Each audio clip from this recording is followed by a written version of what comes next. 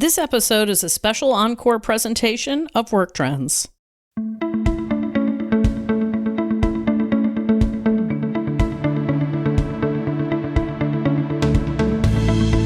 Welcome to the Work Trends podcast from Talent Culture. I'm your host, Megan Mbiro. Every week, I interview interesting people who are reimagining work. And be sure to check out our Work Trends Twitter chat events calendar located at talentculture.com on the podcast page. Welcome to the Talent Culture Work Trends podcast. During today's episode, we are going to be talking about why so many of us shoot for our foot instead of the stars. Yes, we're talking about self-sabotage and how to stop doing it. There are millions of ways we self-sabotage and a million reasons for doing it, but the root of it comes back to evolutionary biology. Our brains are programmed to receive a hit of feel-good dopamine when we achieve goals, but we're not that good at discriminating between the good feeling of achieving a goal and the good feeling of avoiding something threatening. Of all the traits you didn't think you'd sarcastically thank your ancestors for, dodging an assignment for just a few minutes of Facebook probably wasn't on the list. This is especially insidious in the workplace, where we set our goals high even as we set our own tripwire. We all do it, each one of us, and over time, yours and mine, our behaviors are adding up. Today's guest, Dr. Candace Setti, says it's not a question of if we self-sabotage. The better question is how we respond to it and whether or not we fight it. Self-sabotage compounds itself and gets stronger and stronger if we don't stop it in its tracks and push it away. So if you're guilty of one too many rounds of just 5 more minutes, please, that game, pull up a chair and settle in and listen, because you have a lot to learn from this episode. But before we get into our Q&A, I'd like to introduce you to today's guest.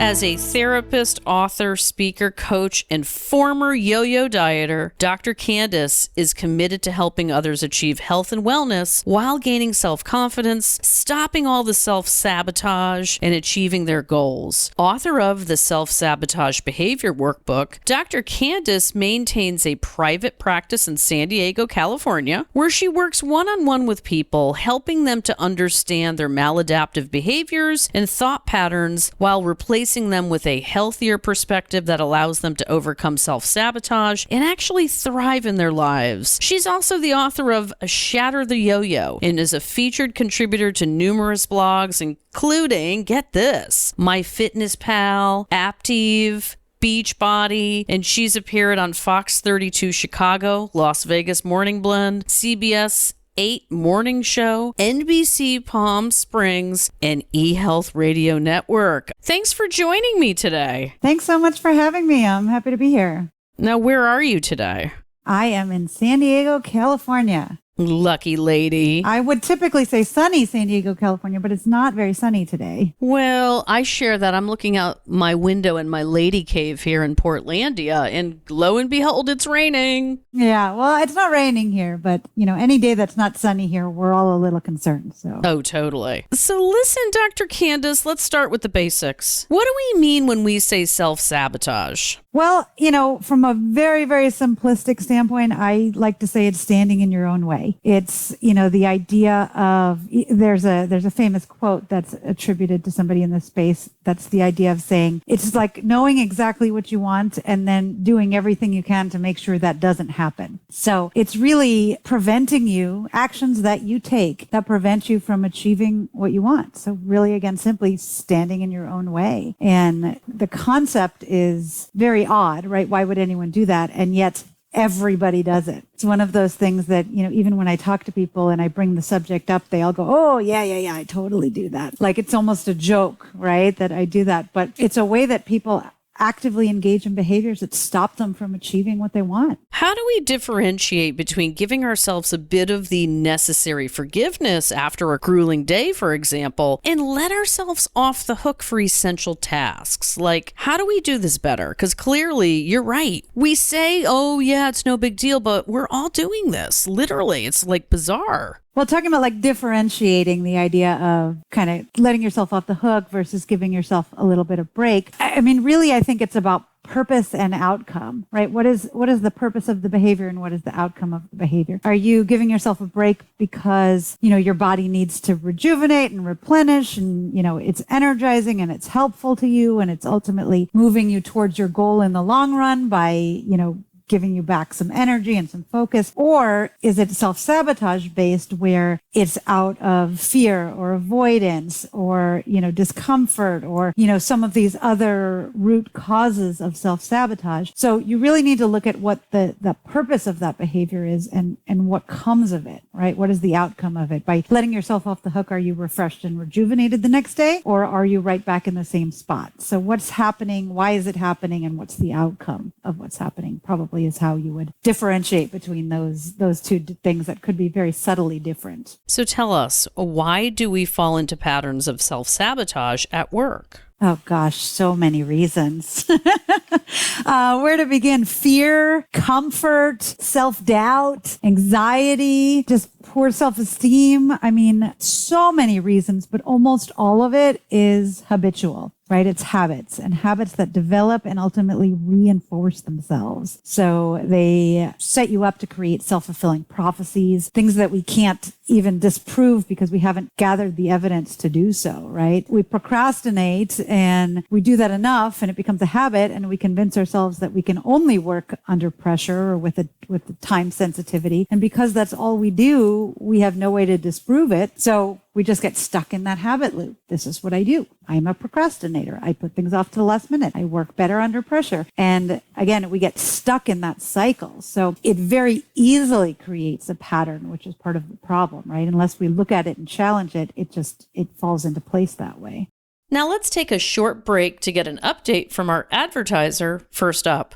Your employees face a constant barrage of information throughout their day. 120 messages on average, in fact. That's a lot of triggers for rising burnout and plummeting productivity. So what can businesses do to break through the noise and actually connect with employees? The solution lies in delivering a smarter employee experience with First Up. First Up is the world's first and only intelligent communication platform. By activating employee and behavioral data across systems, First Up transforms the way companies engage with their employees during the moments that matter most, from hire to retire and everything in between. With hundreds of pre-built templates, First Up empowers communication and HR teams to deliver hyper-personalized employee journeys at scale in a matter of minutes, so that everyone, from your desktop staff to your frontline workers, has the resources they need right at their fingertips. Over 500 organizations around the world, including 40 of the Fortune 100, rely on First Up to build stronger, more productive workforces with 65% higher retention, no more missed opportunities or engagement efforts falling through the cracks. Don't let your employee experience fade into the background noise. Instead, transform it into the backbone of your organization with First Up. Visit firstup.io today to learn more. Now, back to the podcast and our special guest, Dr. Candice Setti.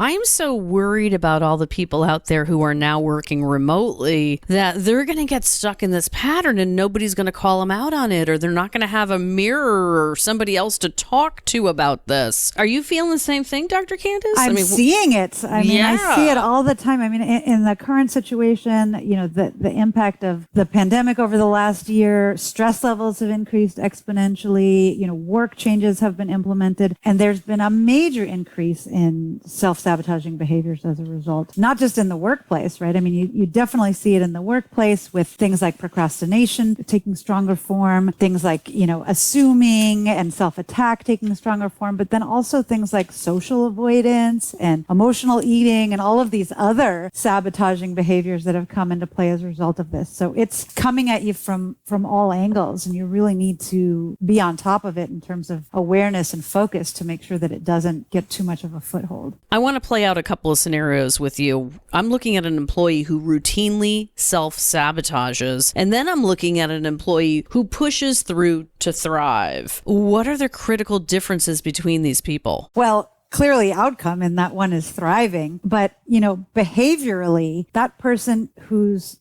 thriving is fighting these tendencies in a way that the original person is not. That person who is thriving and pushing through is most likely engaging in self-questioning, is most likely always looking at the outcomes of their behavior, is very likely fighting back when the drive to self-sabotage comes into play, or their sabotage voice sneaks up in their head and starts talking. And because they're paying attention, because they're self-questioning, because they're fighting back, over time, this process gets easier and easier, and their self-sabotage tendencies get weaker and weaker. So they really are building their capacity to fight. And that original employee who just self-sabotages and lets it happen is not looking at any of that, is not engaging in any of that, is not trying to change it. And that's really the primary difference between those two people. One person is fighting, one person is accepting. Interesting. I mean, a nuance, but a very important one, obviously. When you sit down with somebody to talk through self-sabotage, what are the first tools you recommend to break the cycle? Well, we can't really do anything about it unless we know what it is. Not just what it is, but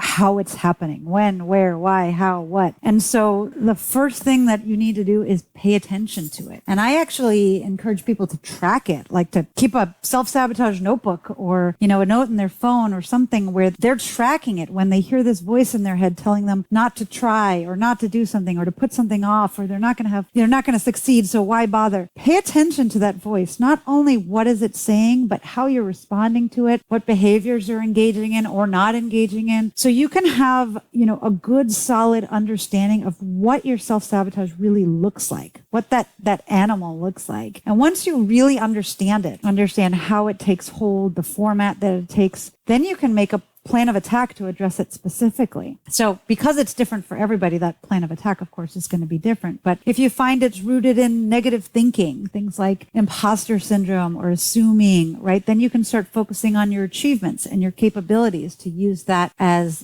facts and data to counteract these negative assumptions. If it's rooted in fear, right, how can you slowly start facing those fears to prove yourself wrong and start building your confidence and your comfort level to be able to keep challenging those fears? But you can't do any of that until you understand what it is, what format it takes, what it looks like, and how it really impacts you. Well, and you really can't do it alone, can you? I mean, you can, but just like everything else, it's better with help and support. You have somebody in your life that can help point a spotlight on some of these or give you a differential perspective or be able to help you and remind you to look at it and question it and say, well, is that sabotage? Are you sabotaging yourself? This is something that you should be on the lookout for. It always helps to have that objective external third party looking at it with you. How do you suggest that people shift out of this subtle mindset of self-sabotage into a success-oriented mindset? Because to your point earlier, Dr. Candace, a lot of people don't know they're doing it. They're not tuning into it. Well, and even more, they don't know how they do it. They may know they do it, but they don't know how or what form it takes. So obviously, like I just said, it's with that first step of paying attention. But then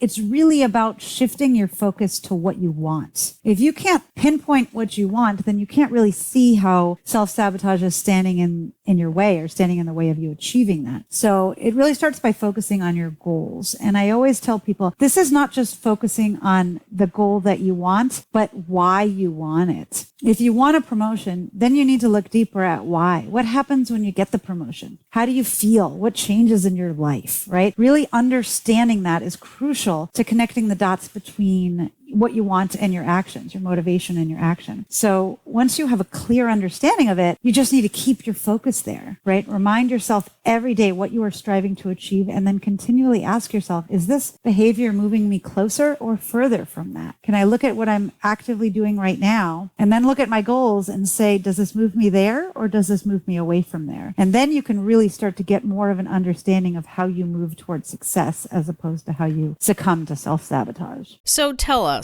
how can we change our relationship to success so that we stop shying away from those big moments, right? That could be pivotal in your work life, right? Like things that make you go, gosh, this is going to bring me to a whole nother level career-wise. Well, changing our relationship with success is probably about not fearing success. I mean, a significant contributor to self-sabotage is the fear of success. And people think that's strange, right? Why would you fear success? Success is what everybody wants. But there are so many other factors that go into that, right? Fear of success can be fueled by insecurity, right? Not believing that you are worth it, not believing you're capable, not believing you're deserving. It can be rooted in what I call the now what effect, which is like, I've wanted this goal for so long, but what happens when I get it? And maybe it doesn't magically solve all the problems that I thought it was going to solve. And then I have to look at this again and I don't really want to. So, there's that fear associated with success there. And then, there's the kind of approach avoidance situation of success where success is not a magic fix. It's not a panacea of perfection, right? There are often negative side effects that come from it as well. Like maybe now you have to work longer hours or there's more pressure associated with whether it be a promotion or some other form of success. There are all these other things that come with achieving that success that are scary, that people don't want. And so changing your relationship to the idea of success is about challenging all the fears associated with success and learning how to address those and push through them. But for most people, when fear of success is the driver, it's not enough to just say, I want to succeed. You have to actually challenge the fears because those are what are keeping you rooted in that self-sabotage. Yeah, no question about it. And tell us, what kind of patterns do we need to create, both individually, organizationally, to replace old patterns at work? Well, if you're talking about like thinking patterns, I would say probably three things I would focus on. One is, what I've been talking about, which is kind of mindfulness and awareness, really paying attention to our behavior on a positive and a negative front, but really paying attention to what we're doing and why we're doing it, right? What is the driver? Am I moving towards something because I want it? Am I moving away from something because I'm scared of it? Am I talking myself out of it, right? Really paying attention, but then taking that a step further, a second point, which is self-questioning, really looking at what you're doing and what it's about, asking yourself, does this make me happy? Does this make me feel good? Again, does this move me closer or further from what I want? What am I scared of?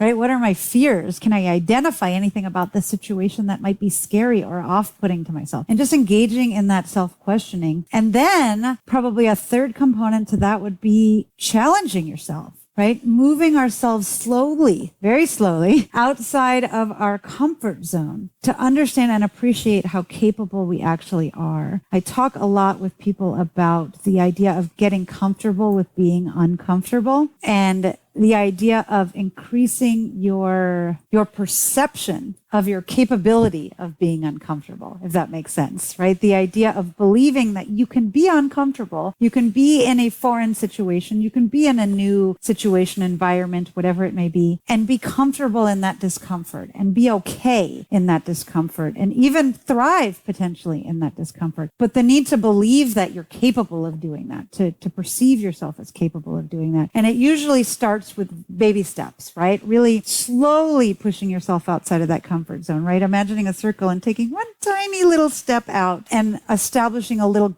footing there so that you do feel comfortable to be able to take another step and build on that success. So challenging yourself to really move outside that comfort zone and find new levels of comfort. Yeah, there's so much to love about this conversation right now. We're struggling. Let's just get honest, right? And if you're out there and you're part of my Work Trends community, thank you for being here. And we're listening. And please know myself, when I get these doubts that creep up, we all do, and I certainly am not immune. I sometimes say to myself, what is the worst thing that's going to happen? Like, what is the worst? Play out the worst scenario. What is it?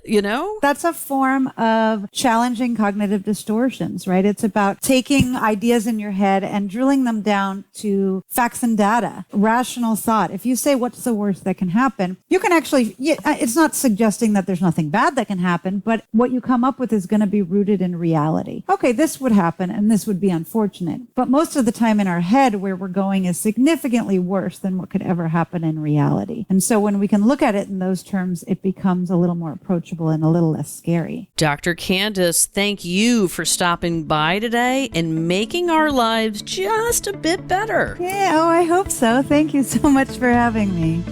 Thanks for joining us today, and I hope you enjoyed today's conversation as much as I did. You can hear all of our Work Trends podcasts on Spotify and Apple Podcasts and beyond. And be sure to subscribe so you can listen on the go and stay up to date on all the latest news you need. Catch up with you next time, and I hope today's information made you wiser, happier, and more informed.